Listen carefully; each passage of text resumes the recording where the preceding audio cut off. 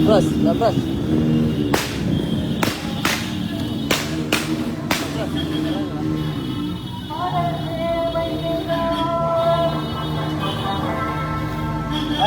உள்ளத்துடன் பல சேவை செய்த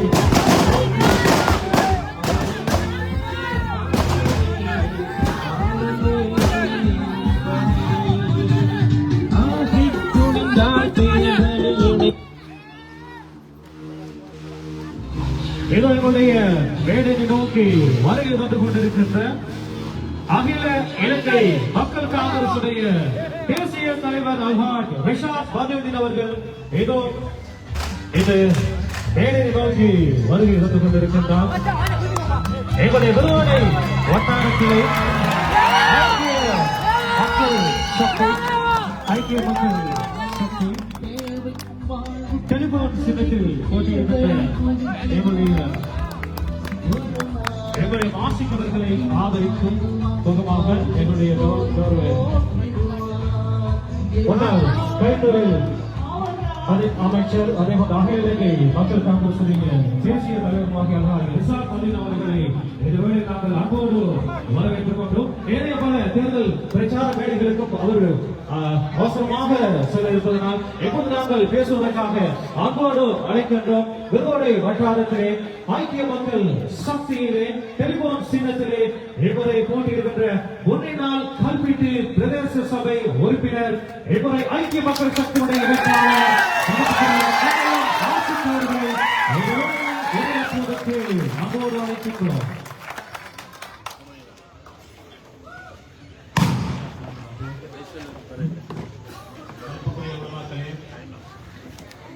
இன்று என்னை வெற்றி செய்ய வேண்டும் என்று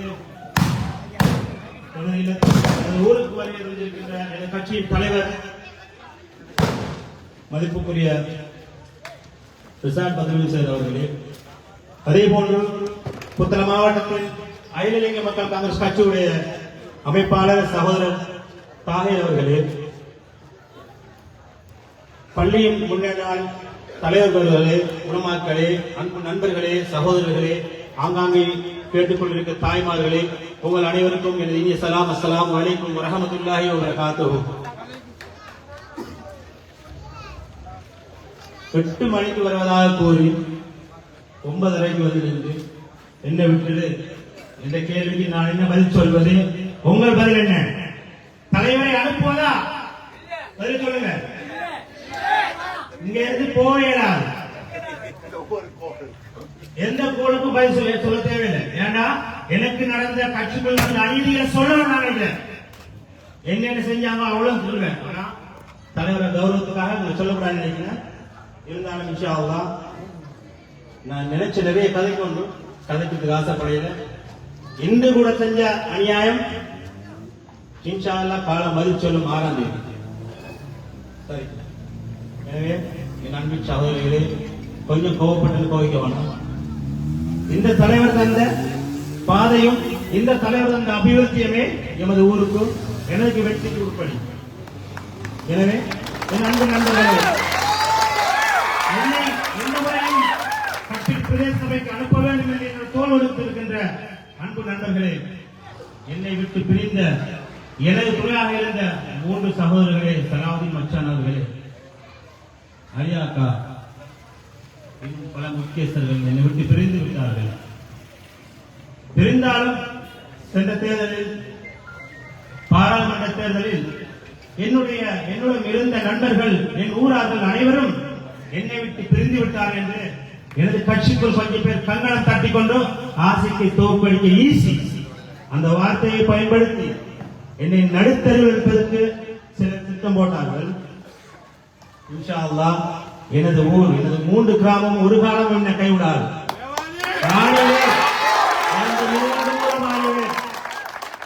அதனால யாரும் பயப்படுத்த என்ன யாராலும் அசைக்கிறாரு. அசீமுகாவி சொன்ன மாதிரி அவரை செல்ல புள்ள தலைவர் புள்ளனா கிட்டத்தட்ட. அதனால நான் யோசிக்கிறேன், இன்ஷா அல்லாஹ் காலம் பதிச்சலும் மாறாது. எனவே என் அன்பு நண்பர்களே, தலைவர் போக வேண்டும் என்று துடித்ததற்கு நான் வழிவிட வேண்டும். மிக முக்கியமான சில விடயத்தை கட்டாயம் கூற வேண்டும் இருக்கிறது. இந்த ஊரிலே பாராளுமன்ற உறுப்பினர் இருக்கின்றார். அவர் பல கிராமங்களில் சென்று சொல்கிறார், நாங்கள் ஆளுங்கட்சிக்கு வாக்களியுங்கள், வாக்களித்து சபையை வெல்ல வையுங்கள், இல்லை என்றால் எந்த அபிவிருத்தியும் கொடுக்க மாட்டோம் என்று. நானும் 4 வருஷம் 5 வருடம் இந்த பிரதேச சபையில் இருந்தேன். அந்த காலத்தில் நாங்களும் ஆளுங்கட்சி, அதாவது பாராளுமன்றம் எங்களது கட்சியாக இருந்தது, ஜனாதிபதி எங்களது கட்சியாக இருந்தது. ஆளுங்கட்சியாக சபை அமைக்க முடியாமல் போனது. நாங்கள் எதிர்கட்சியாக இருந்தவர்கள் ஆளுங்கட்சியாக சபை அமைத்தார்கள். சேவை செய்யவில்லையா? இந்த திரை காரணம் சொல்லும். இந்த திரை சொல்லும் சேவை செய்திருக்கிறதா இல்லையா? இந்த 3 கிராமத்திற்கும் என்னால் முடிந்த சேவை செய்திருக்கின்றேன். எதிர்கட்சியில் இருந்து சொல்லுகின்றார்கள், ஆளுங்கட்சியில் சபை அமைத்தால் தான் பணம் ஒதுக்கீடு செய்வேன். நேற்று சகோதரர் பைசல் ஆசிரியர் பாராளுமன்ற உறுப்பினர் ஒரு இடத்திலே சொல்கிறார், நான் தான் சபாபதி, டிசிபி சேர்மன், எந்த அபிவிருத்தி நான் தான் கொடுக்கணும். என் அன்பு சகோதரனே, நானா அவருக்கு அரசியலை பற்றி தெரியாது. பிரதேச சபைக்கு எவ்வாறு பணம் வருகிறது, எங்கிருந்து பணம் வருகிறது அது தெரியாது. எனவே நான் அவர் ஒன்றும் சொல்ல விரும்பல.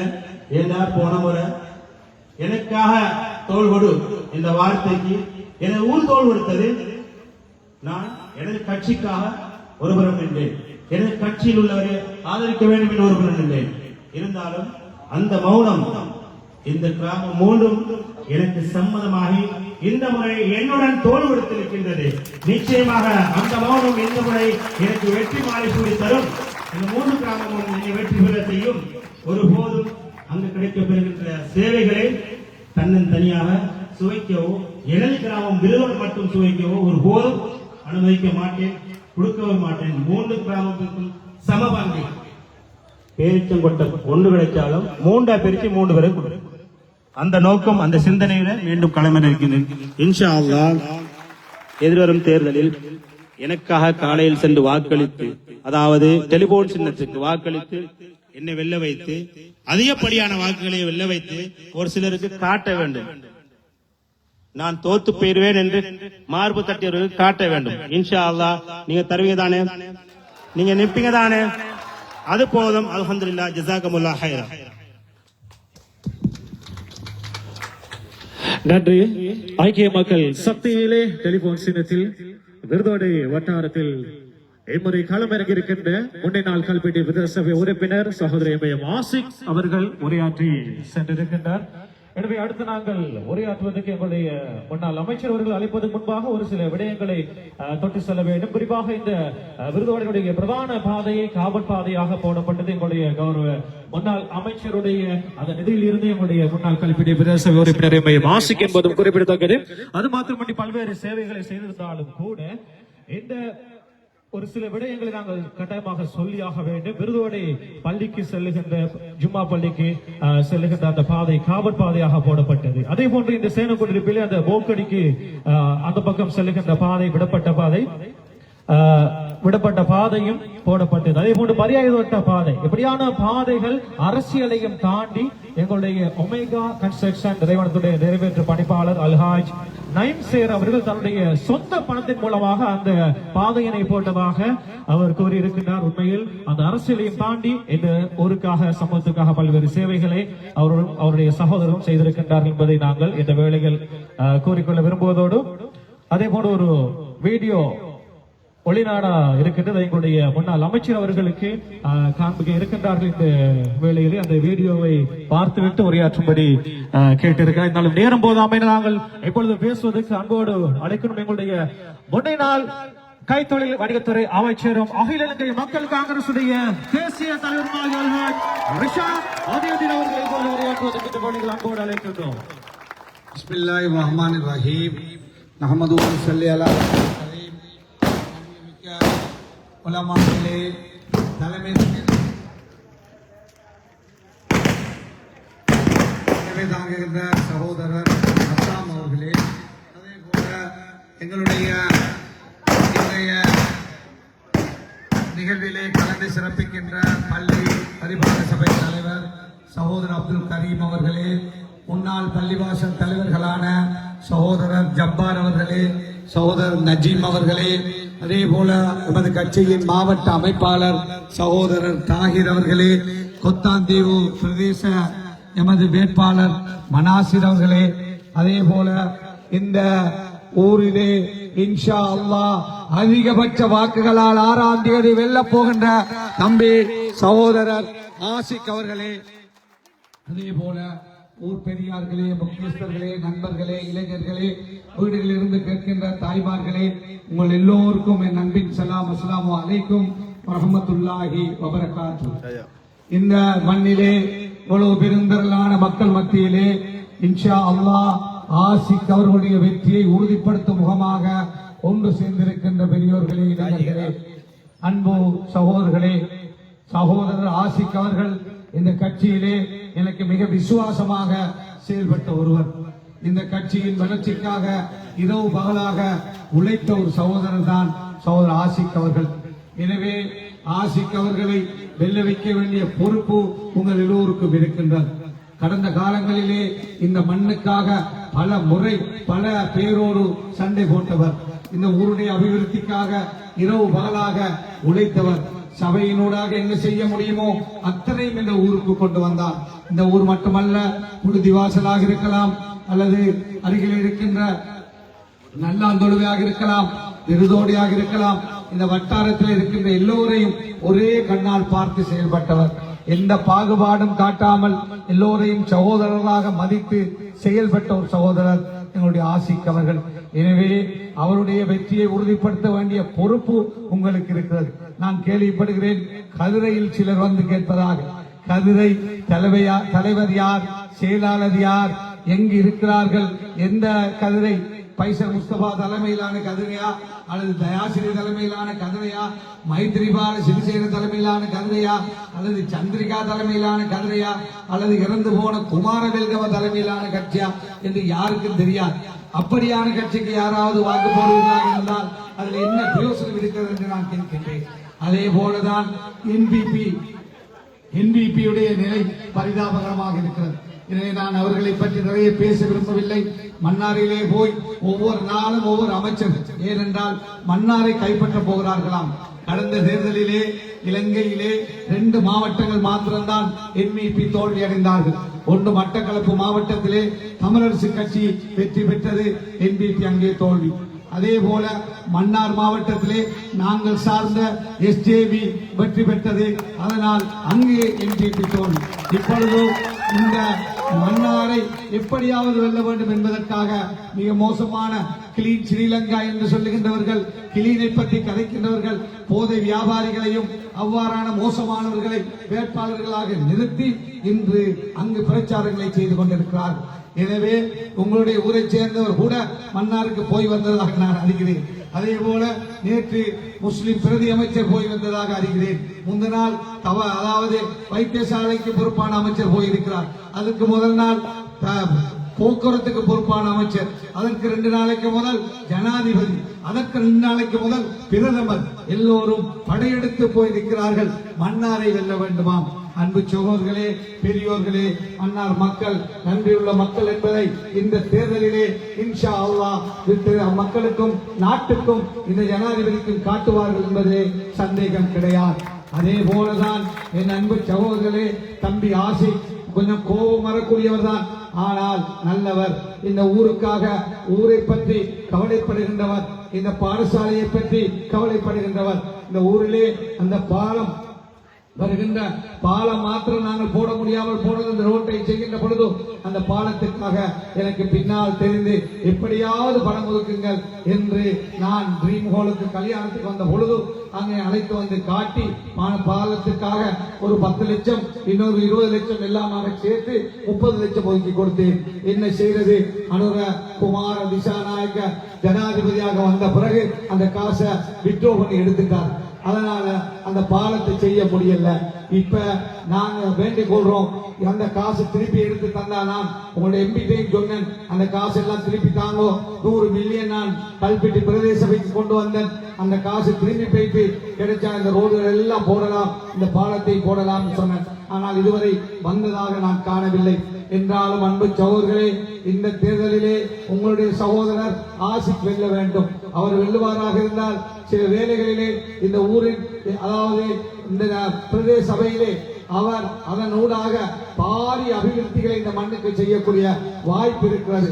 இன்ஷா அல்லாஹ் இந்த தேர்தலிலே ஐக்கிய மக்கள் சக்திதான் கல்பெட்டி பிரதேச சபையுடைய ஆட்சியை கைப்பற்றக்கூடிய வாய்ப்பு இருக்கிறது என்பதை இந்த பிரச்சாரங்களிலே செல்லுகின்ற பொழுது காணக்கூடியதாக இருக்கிறது. எனவே அவரும் ஒரு தலைவராக வருவதற்கு தகுதியான ஒருவர், ஆற்றல் உள்ள ஒருவர், நேர்மையான ஒருவர், சமூக பற்றுள்ள ஒருவர், நல்ல பேச்சாற்றல் உள்ளவர், அதே போல இந்த பிரதேசத்துக்கு நிறைய நல்ல பணிகளை ஆற்றிய ஒருவர். அவ்வாறான மட்டுமல்ல, இந்த கட்சிக்கு விசுவாசமானவர், கட்சி தலைமைக்கு விசுவாசமானவர், இந்த கட்சி இந்த மாவட்டத்திலே வளர்த்தெடுப்பதிலே, இந்த கட்சிக்கு பலரை உள்வாங்குவதிலே இரவு பகலாக உழைத்தவர். அவ்வாறான ஒரு சகோதரர். எனவேதான் இன்று நான் இங்கு வந்து உங்களிடத்திலே அன்பாக வேண்டுகிறேன், வாக்களை பிரித்து விடாதீர்கள். கொஞ்சம் கொஞ்சமாக சின்ன சின்ன கட்சிகளுக்கு போட்டு இந்த வாக்கை பிரித்து விடாதீர்கள். சஜித் பிரேமதாசா சொல்லியிருக்கிறார், யார் அவர்கள் ஆட்சி அமைப்பதாக இருந்தால் யார் அதிக வீராசாரத்திலே வெல்லுகிறார்களோ அவர்தான் சேர்மன் என்று சொல்லியிருக்கிறார். எனவே எந்த ஊர் அது நுரைச்சோலையா அல்லது மற்ற ஊர்களா அல்லது விருதோலை புழுதிவாசல் இந்த ஊரா அல்லது கல்பிட்டியா என்பது அந்த ஊர் மக்களுடைய கையிலே இருக்கிறது. எனவே வீராசார அடிப்படையிலே அதிகமான வாக்குகளை தம்பி ஆசிக்கு வழங்கி உங்களுக்குரியதை நீங்கள் பெற்றுக்கொள்ள முயற்சி செய்து கொள்ளுங்கள் என்று நான் அன்பாக வேண்டுகோள் இருக்கின்றேன். எனவே அன்பு சகோதரர்களே, நண்பர்களே, இளைஞர்களே, பெரியோர்களே, வீடுகளிலிருந்து கேட்கின்ற தாய்மார்களே, அரசு ஆசிக் அவர்கள் நல்ல அரசியல்வாதி மட்டுமல்ல, நல்ல சமூகவாதி, நல்லதொரு இளைஞர், அதாவது இந்த பிரதேசத்துக்கு தேவையான ஒரு அரசியல்வாதி. எனவே எல்லோரோடும் பண்பாக பழகுகின்ற ஒருவர், எல்லாருடைய கஷ்டத்திலும் இன்பத்திலும் துன்பத்திலும் பங்கு கொள்கின்ற ஒருவர். எனவே அவருடைய வெற்றி என்பது உங்களுடைய வெற்றியாக இருக்கின்றது. அவருடைய வெற்றியை உறுதிப்படுத்த வேண்டிய பொறுப்பு, தார்மீக கடமை உங்களுக்கு இருக்கின்றது. எனவேதான் நிறைய பேச ஆசையாக இருந்தாலும் இன்னும் மணக்குன்றிலே ஒரு கூட்டம், கரம்பையிலே ஒரு கூட்டம், அதாவது உடுக்காப்பள்ளத்திலே ஒரு கூட்டம், சிறிமாபுரத்திலே ஒரு கூட்டம், எங்களுடைய கொத்தாந்தி வேட்பாளர் வந்துவிட்டார். எனவே இன்னும் 5 இடங்களுக்கு செல்ல வேண்டும். எனவே நீங்கள் எனக்கு விடை தர வேண்டும். ஆனால் உங்கள் எல்லோரிடத்திலும் மிக அன்பாகவும் தாழ்மையாகவும் வேண்டுகின்றேன். இன்னும் 3 நாட்கள் தான் இருக்கிறது. நாளையில் இருந்து 3 நாட்கள் மாத்திரம் தான் பிரச்சாரம் செய்ய முடியும். நீங்கள் எல்லோரும் வந்திருக்கின்ற எல்லோரும் வாக்களிக்கின்றவர்களாக மட்டுமில்லாமல் வீடு வீடாக செல்லுங்கள், குடும்பம் குடும்பமாக செல்லுங்கள். நண்பர்கள் ஒன்றாக, இளைஞர்கள் ஒன்றாக, தாய்மார்கள் ஒன்றாக, பெரியோர்கள் ஒன்றாக சென்று மக்களுக்கு தெளிவுபடுத்துங்கள். இந்த தேர்தலிலே இந்த வட்டாரத்திலே அதிகபட்ச வாக்களை வழங்கி நமது தம்பி ஆசிக்கை வெல்ல செய்ய வேண்டும் என்ற உணர்வை மக்கள் மத்தியிலே நீங்கள் ஏற்படுத்துங்கள். புதிய வாசலுக்கு செல்லுங்கள், அதே போல நல்லா நிலைக்கு செல்லுங்கள். திருதோடையிலே எல்லோருமாக சேர்ந்து ஒட்டு மொத்தமாக அமோக வாக்குகளால் இன்ஷா அல்லாஹ் 6ஆம் தேதி தாஜ தொழுதுவிட்டு ஒட்டுமொத்த மக்களும் ஒன்றுபட்டு, இது ஆசிக்கின் தேர்தல் அல்ல, நமது தேர்தல், ஊரின் தேர்தல், ஊரின் எதிர்காலம் என்பதை உறுதிப்படுத்துவதற்காக ஒன்றுபட்டவர்கள் வெற்றிக்காக எங்களுடைய தொலைபேசி சின்னத்துக்கு அளித்து இந்த அதாவது கொத்தாண்டியும் அதே போல தொடக்கம் எங்களுடைய கல்பெட்டி வரை இருக்கின்ற வட்டாரங்களிலே அதிகபட்ச வாக்குகளால் அதிக வீராசாரத்திலே வென்று காட்டி உங்களுடைய உணர்வுகளை இந்த நாட்டுக்கு தெரியப்படுத்துங்கள் என்று காட்டி கேட்டு விடைபெறுகிறேன். நன்றி. நன்றி. எங்களுடைய அழைப்பினை ஏற்று வருகிறது முன்னாள் அமைச்சரும் அகில இலங்கை மக்கள் காங்கிரசுடைய தேசிய தலைவருமாகிய ரிஷாத் பதின் அவர்களுக்கு நன்றிகளை சொல்லிக்கொண்டு அதேபோன்று பொதுமக்களுக்கான அறிவித்தல் ஒரு முக்கியமான வீடியோ இருக்கின்றது. உங்களுடைய முன்னாள் அமைச்சர் யார், அதே போன்று அவர் இந்த கிராமத்துக்கு செய்த சேவைகள் என்ன என்பதை பற்றி ஒரு வீடியோ இப்பொழுது காண்பிக்கப்பட இருக்கிறது. எல்லோரும் திரையிலே காண்பிக்கப்படுகின்ற அந்த வீடியோவை பார்த்துவிட்டு செல்லுமாறு கேட்டுக்கொள்கின்றோம்.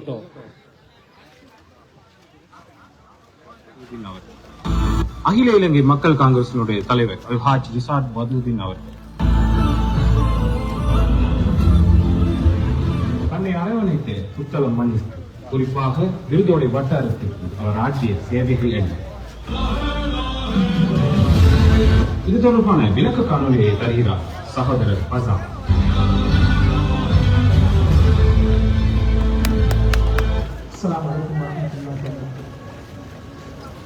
இந்த ஒளிப்பதிவின் ஊடாக நாங்கள் காண இருப்பது அமைச்சர் ரிஷாத் பதுதீன் அவர்கள் பற்றியும் அவர் இந்த மண்ணுக்கு ஆற்றியிருக்கின்ற சேவைகள் பற்றியுமான ஒரு வீடியோ ஆகும்.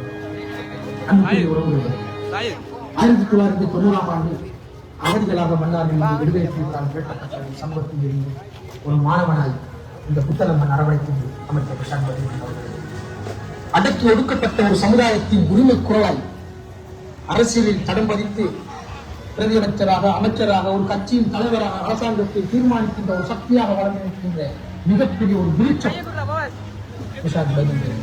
இந்த நாட்டில் என் சமூகத்திற்கு ஏற்படுகின்ற அறிவுகளின் போது என் சமூகத்திற்கு இழைக்கப்படுகின்ற துயரத்தின் போது